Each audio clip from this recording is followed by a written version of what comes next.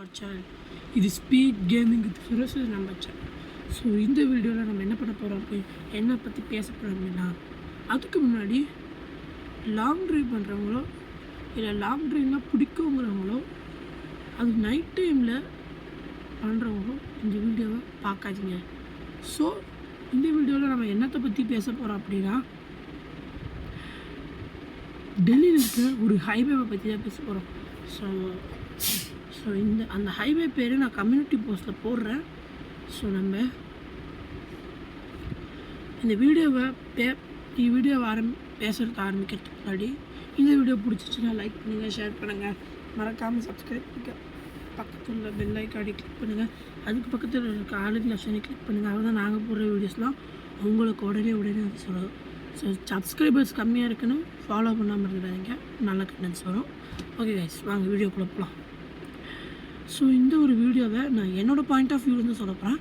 So அந்த கேரக்டரில் நான் இந்த கேரக்டரை என்ன வச்சு சொல்ல போகிறேன், நீங்களும் இந்த கேரக்டரை உங்கள் பாயிண்ட் ஆஃப் வியூலேருந்து இமேஜின் பண்ணிக்கோங்க. ஸோ வாங்க கைஸ் வீடியோக்குள்ளே போகலாம். நான் எனக்கு 25 வயசு. என்னோடய கம்பெனியில் எனக்கு ஒரு 3 நாள் லீவ் கொடுத்துருந்தாங்க. ஸோ அந்த 3 நாள் லீவுக்கு நான் என்னோடய சொந்த ஊருக்கு போயிட்டு வரலான்னு பார்த்தேன். டெல்லி சிட்டியிலேருந்து என் சொந்த ஊர் கொஞ்சம் தூரத்தில் இருக்குது. ஸோ நான் என்னோடய சொந்த ஊருக்கு போகலான்னு சொல்லிட்டு முடிவு பண்ணேன். ஸோ நான் கார் எடுத்துகிட்டு போனேன். எப்பயுமே நான் போகும்போது என்னோடய ஃப்ரெண்டு என் கூட வருவான். ஆனால் இந்த தடவை அவன் என் கூட வரல. ஸோ நான் என்னோடய ஃப்ரெண்டோட காரில் போயிட்டுருக்கும்போது என்னோடய ஃப்ரெண்டு என் கூட வராத, நான் தனியாக காரில் போயிட்டுருந்தேன்.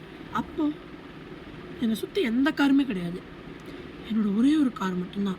அந்த சமயத்தில் நைட்டு அந்த இரவு ஒரு 12 மணி இருக்கும்போது நடுராத்திரியில் ஒரு பொண்ணு அந்த ரோட்டு ஓரத்தில் நடந்து போயிட்டுருக்கிறத நான் பார்த்தேன்.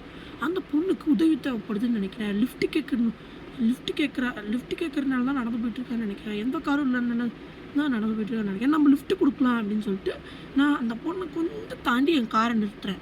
அந்த பொண்ணு ஏறுவான்னு பார்த்துட்ருக்கேன், ஆனால் அவள் ஏறவே இல்லை. அதை விட்டுட்டு அவர் என் காரையே பார்த்துட்ருக்கா. சரி ஓகே, அந்த பொண்ணோட வீடு இங்கே பக்கத்தில் தான் இருக்குன்னு சொல்லிட்டு நான் பாட்டுக்குன்னு என்னோடய கார் எடுத்துகிட்டு போயிட்டேன். அது நான் ரொம்ப நான் உடனே கிளம்புனதுனால எனக்கு ரொம்ப டயர்டாக இருந்துச்சு. சரி நான் ஏதாச்சும் ஹோட்டல் வருமானு பார்க்குறேன். ஆனால் கண்ணு கிட்டின தூரம் வரைக்கும் எந்த ஒரு ஹோட்டலுமே இல்லை.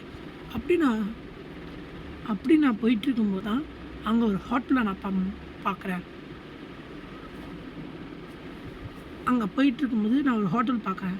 சரி இந்த ஹோட்டலில் நம்ம ரெஸ்ட் எடுத்துகிட்டு காலையில் கிளம்பலாம் அப்படின்னு சொல்லிட்டு நான் பாட்டுக்கிட்டு காரை அந்த ஹோட்டலுக்குள்ளே விடுறேன். அங்கே போய்க்க ரிசப்ஷனிஸ்ட்கிட்ட ரூம்ஸ் இருக்கான்னு கேட்குறேன். அவங்களும் இருக்குதுன்னு சொல்கிறாங்க. நான் ஒரு லக்கேஜஸ் எல்லாம் ரூமில் வச்சுட்டு நான் தூங்க போயிட்டுருந்தேன். அப்போ அந்த ரிசப்ஷனிஸ்ட்டை பற்றி நான் சொல்ல மாட்டேன். அந்த ரிசப்ஷனிஸ்ட் ராக் மாதிரி இருந்தாங்க பார்க்குறதுக்கு. ஸோ நான் அப்படி போயிட்டுருக்கும்போது அங்கே ஒரு பொண்ணு வெளியில் உட்காந்து பப்ஜி விளையாண்டுருந்தான். அந்த பொண்ணு எனக்கு ஹாய் சொன்னான், நானும் பதிலுக்கு ஹாய் சொன்னேன். சரி அவள் என்கிட்ட பேச வந்தாள். ஆனால் நான் அவகிட்ட எனக்கு ரொம்ப டயர்டாக இருந்ததுன்னா நான் பேசாமே போயிட்டேன். சரி அவள் காலையிலேருந்தா அப்பா அவகிட்ட பேசிக்கலான்னு சொல்லிட்டு நான்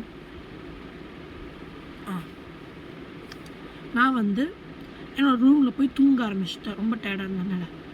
அப்போது நான் பார்த்த பொண்ணு அந்த ஹோட்டல் வரைக்கும் நடந்தே வந்துருக்கான். சரின்னு சொல்லிட்டு அந்த பப்ஜி விளையாடுற பொண்ணு அந்த பொண்ணை பார்க்குறான். அந்த பப்ஜி விளையாடுற பொண்ணுக்கிட்ட அந்த பொண்ணு வரா.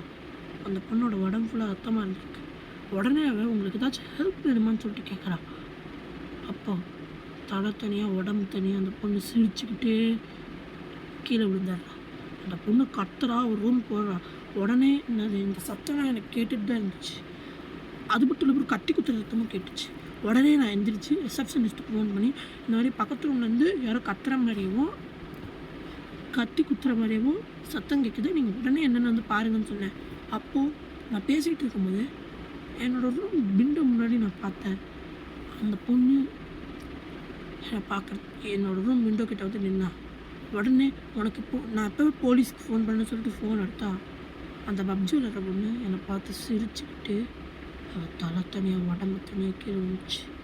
அவரோட தலை அது மெத்தத்துக்கிட்டே வந்து என் ரூம் கண்ணாடி முட்ட ஆரம்பிச்சிச்சு. இதுக்கு மேலே நம்ம இங்கே இருந்தோம் அப்படின்னா நம்மளோட உயிருக்கே ஆபத்து அப்படின்னு சொல்லிட்டு லக்கேஜஸ் எல்லாம் எடுத்துக்கிட்டு இந்த பாத்ரூமில் இருந்த ஒரு விண்டோ வழியாக போனேன். அப்போ அந்த ரிசப்ஷனிஸ்ட்டும் வந்தாங்க. உடனே அந்த ரிசப்ஷனிஸ்ட் கன் எடுத்து அந்த தலையை பற்றி சொல்கிறாங்க. ஆனால் அந்த தலை வந்து மிஸ் ஆகி அந்த ரிசப்ஷனிஸ்ட்டை கொன்றுது. அந்த ரிசப்ஷனிஸ்ட்டும் தலை தனியாக உடல் தனியாக கீழே வந்துடுறாங்க. உடனே நான் வெளியில் வந்து பார்க்குறேன். என்னோடய கார் கீஸெல்லாம் எடுத்துகிட்டு வந்து வெளில பார்த்தா அந்த 2 பிணங்களும் அங்கே கிடக்குது. உடனே நான் அந்த ரிசப்ஷனிஸ்ட் பாடியை தாண்டி தான் என்னோடய கார் இருக்குது. கஷ்டப்பட்டு எப்படியோ காரில் ஏறி லக்கேஜ்லாம் வச்சுட்டு காரை ஒரே அழுத்தி அப்பா அழுத்தி வந்தான். நான் எங்கேயும் நிறுத்தவே இல்லை வண்டியை. செம்ம ஸ்பீடாக என்னோடய ஊருக்கு வந்துட்டேன். இதை பற்றி நான் என் பேரண்ட்ஸ் கிட்ட சொன்னேன். ஆனால் அவங்க நம்பவே இல்லை. கொஞ்ச நாள் கழித்து அதே ஹோட்டலுக்கு நான் திரும்பி போய் பார்த்தா அவங்க ஹோட்டலில் இருந்ததுக்கான அடையாளமே இல்லை. ஸோ காய்ஸ், இதோட இந்த கதை முடியுது. ஸோ இந்த கதை எப்படி இருந்துச்சுன்னு சொல்லுங்கள். அண்ட் இதே மாதிரி நிறையா ஹாரர் ஸ்டோரிஸ் வேணும் அப்படின்னா நம்ம சேனலை மறக்காமல் சப்ஸ்கிரைப் பண்ணிடுங்க.